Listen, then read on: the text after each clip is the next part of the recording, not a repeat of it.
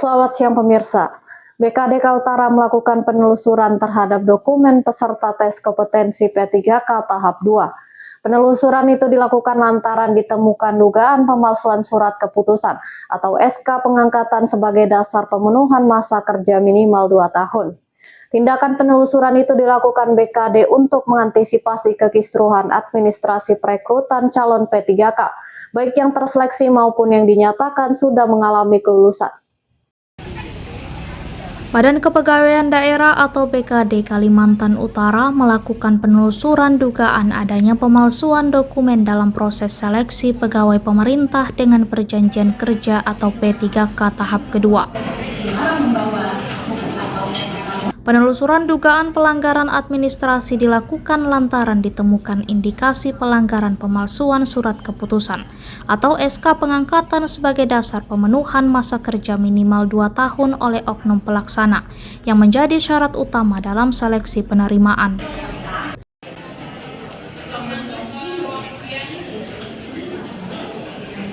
Kepala Bidang Perencanaan dan Pengembangan Pegawai BKD Kaltara, Yusuf Suwardi mengatakan, proses verifikasi berkas peserta dilakukan dengan sistem unggah mandiri oleh peserta yang ditandatangani oleh masing-masing kepala organisasi perangkat daerah atau OPD, merupakan salah satu objek yang akan diselidiki panitia atau pihak terkait panitia penerima perekrutan P3K tahap 2 tahun 2025. Jadi indikasi-indikasi yang kita sebutkan tadi itu sudah kami lakukan. Pelan-pelan kami lakukan, minta slip gaji, minta SKS.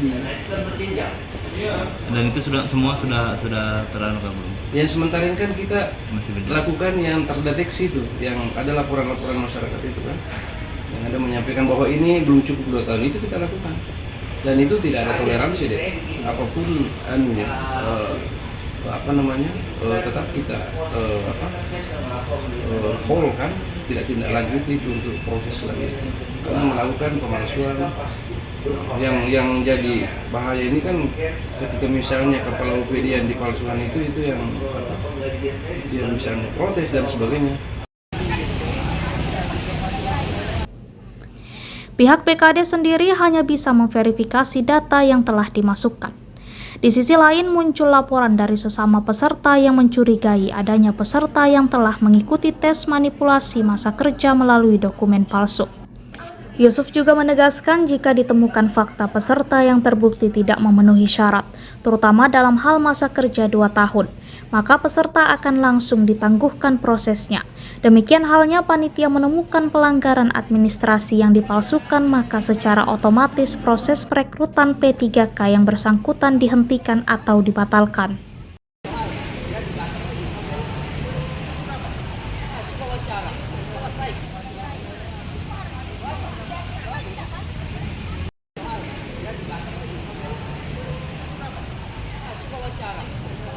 Beberapa indikasi rawan pemalsuan yang akan ditelusuri tim BKD dan panitia penerimaan P3K diantaranya adalah soal tanda tangan kepala OPD asal calon P3K direkomendasikan.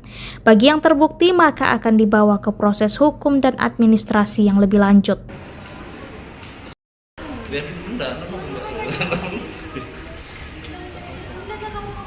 Dari Tanjung Selor, tim Kaltara TV.